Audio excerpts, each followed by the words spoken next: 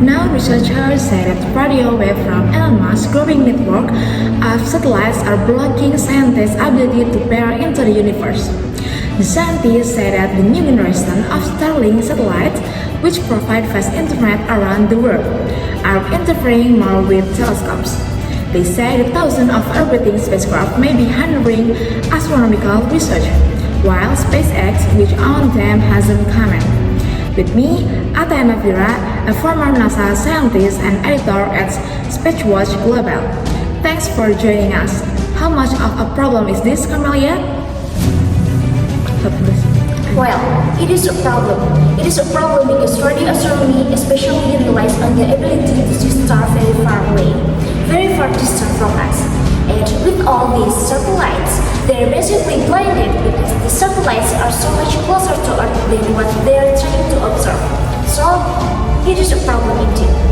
Absolutely. But obviously the satellites have a function in terms of providing internet of often to troubled part of the world.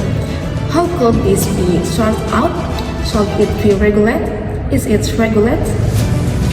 The entire field of radio astronomy is struggling completely because this. We are at the moment having 11,000 satellites and they are already struggling. And we plan to have 100,000 satellites in 10 years. So, you can imagine that this means fundamentally a complete stop at the entire field of radio astronomy. Radio astronomy is the kind of astronomy that is using radio frequencies to observe the farthest object in our universe. So, that's an entire field of science that is struggling, and we struggle even more. Okay, and so what sort of research is not being able to be carried out as a result? So, it's a kind of complex answer because what is regulated is the fact that satellites cannot transmit in certain bands. So, certain bands, radio bands, are completely off for satellites. So, theoretically, these bands are reserved for science. The problem is that we're having so many satellites that they kind of emit as a sort of mistake. So, it's not the satellites that is emitting because directly it cannot. But all the equipment, all the electrical circuits in the satellites are kind of producing a backdrop of emission. And this is impossible to regulate. They can't stop it, and this is where the problem arises. So, it's a kind of like secondary effect. Okay, and just explain for us what a satellite is. We are saying some flyby and you say that they sort of blind the researcher and therefore they can see. It is as simple as that, Camelia?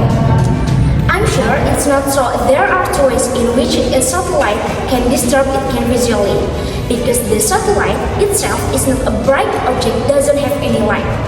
But if it gets hit by the sun, it becomes bright, so it can disturb what we call visual astronomy. But then it can also disturb through radio emission, so several ways to disturb.